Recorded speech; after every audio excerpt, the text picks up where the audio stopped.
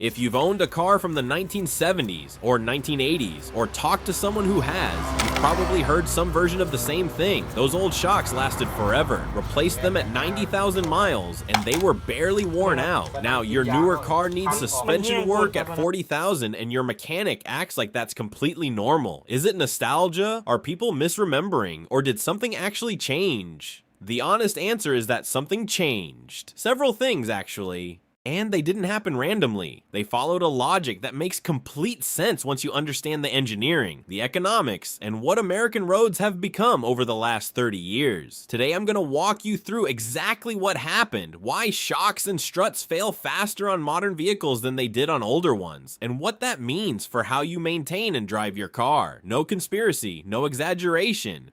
Just the real engineering and economic story behind a change that affects every driver in America. Let's start with what a shock absorber actually does, because most drivers have a simplified version of this in their heads, and the simplified version misses the part that explains why wear happens. A shock absorber doesn't hold your car up. That's what the springs do. What the shock does is control how fast the spring moves.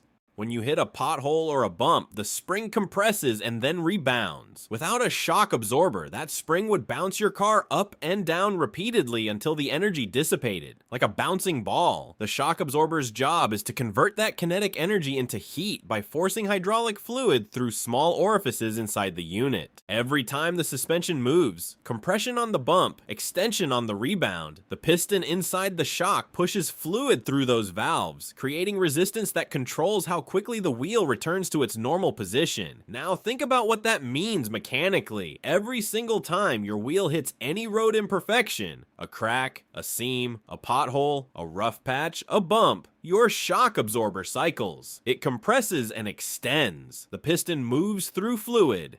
The seals experience pressure. On a smooth highway, this happens relatively infrequently. On a deteriorating city street in Chicago, Detroit, or Philadelphia, this happens hundreds of times per mile. The shock absorber is one of the highest cycle components on the entire vehicle, and the rate of those cycles, the severity of each one, and the quality of the component doing the work are the three variables that determine how long it lasts.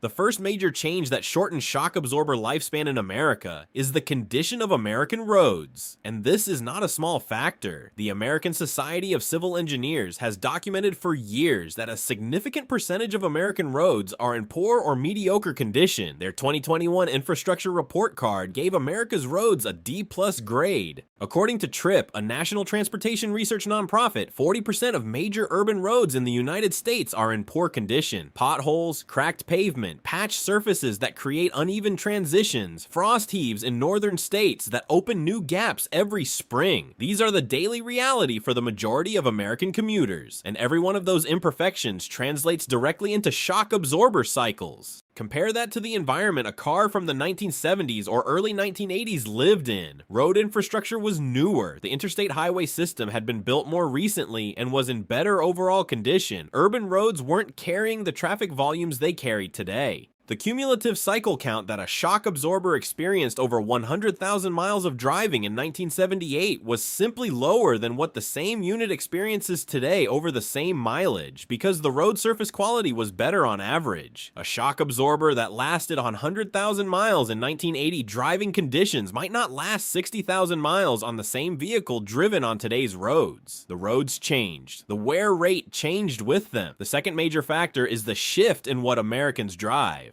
In the 1970s and 1980s, the most common passenger vehicles were sedans and station wagons, body-on-frame or early unibody construction, relatively light, sitting on traditional shock absorber setups at all four corners. Today, the best-selling vehicles in America are trucks and SUVs. The Ford F-150 has been the best-selling vehicle in the United States for over 40 consecutive years. The top 10 selling vehicles consistently include the Chevrolet Silverado, Ram pickup, Toyota RAV4, Honda CR-V, Toyota Camry, and Chevrolet Equinox, most of which are significantly heavier than the passenger cars that dominated the market a generation ago. A 2024 Ford F-150 weighs approximately 4,200 to 5,000 pounds, depending on configuration. A 1978 Ford Pinto weighed around 2,200 pounds. That's more than double the unsprung mass that the suspension has to manage on every single road imperfection. Weight matters directly for shock absorber wear because the energy that has to be dissipated on every compression and rebound cycle scales with the mass of the vehicle. More mass means more force on the piston with every cycle. More force per cycle means faster seal wear, faster fluid degradation from heat, and faster wear on the internal valve components.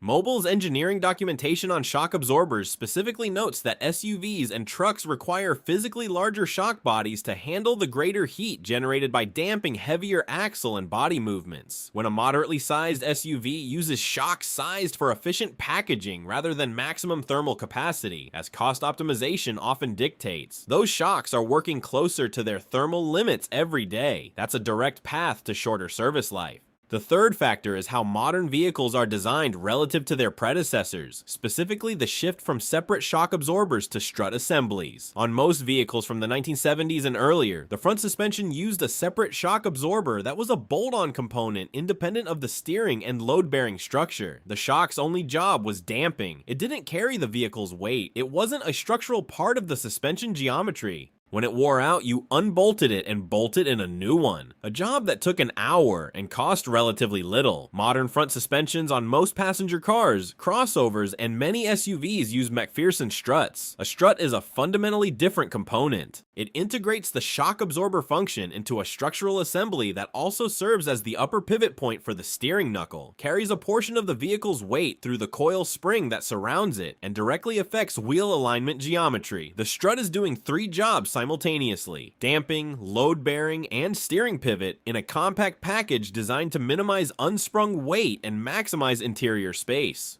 This is why modern cars handle so much better than cars from 40 years ago. The packaging is more efficient and the geometry is more controlled, but that integration comes at a cost in terms of service life. The strut seals, which keep the hydraulic fluid inside and the external contamination outside, are operating in an environment where the unit is constantly loaded, supporting the vehicle's weight, rather than just cycling freely like an old-style shock.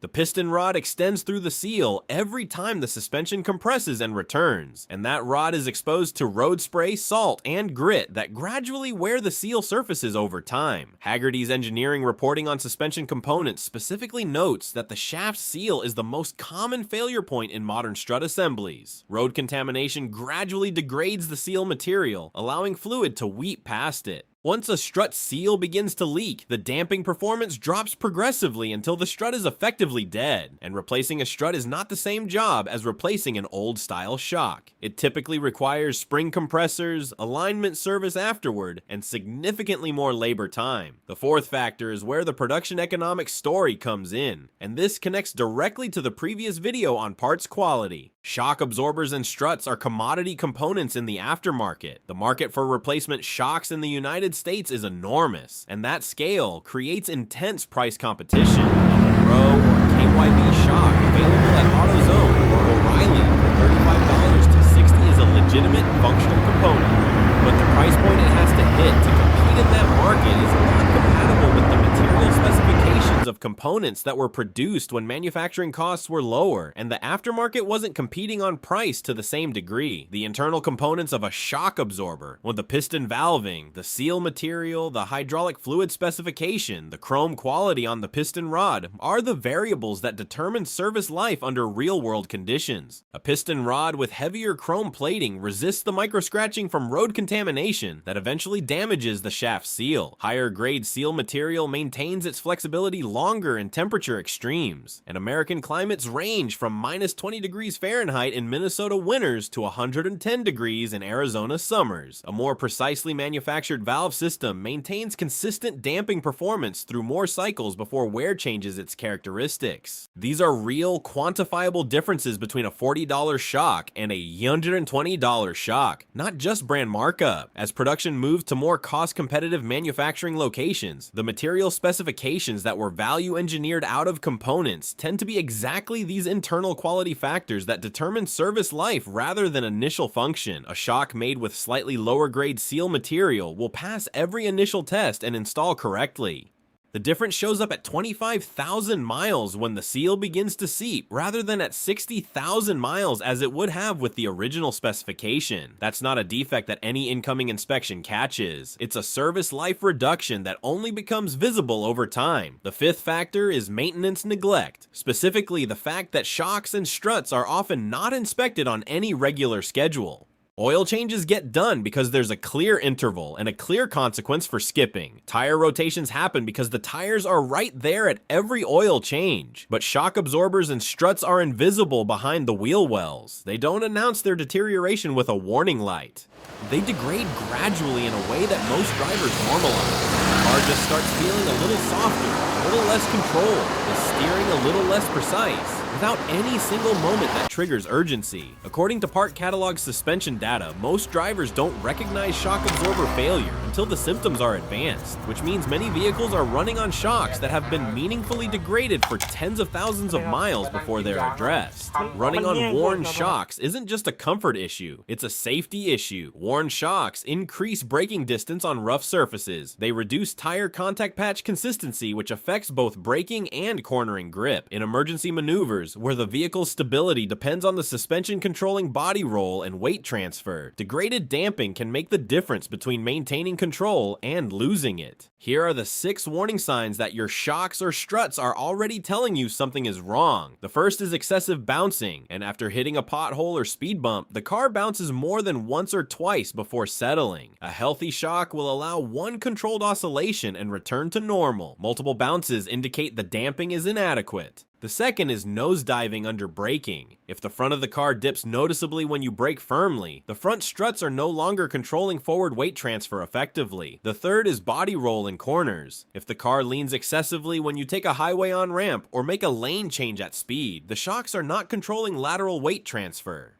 The fourth is a bouncing, wandering feeling at highway speed, a sense that the car isn't planted firmly on the road, that it moves more than it should in response to wind or road irregularities. The fifth is uneven tire wear. If your tires are wearing in a cupped or scalloped pattern rather than evenly across the tread, the shocks are allowing the tire to bounce against the road rather than maintaining consistent contact. This is one of the most reliable physical signs of shock wear, and one that many drivers notice at a tire rotation before they notice any ride quality change. The sixth is visible fluid on the shock body. If you can see oily residue on the outside of the shock or strut, the internal seal has failed and the unit is losing fluid. This is a definitive sign of failure, not a warning sign. Here's what you can do to maximize the service life of your shocks and struts.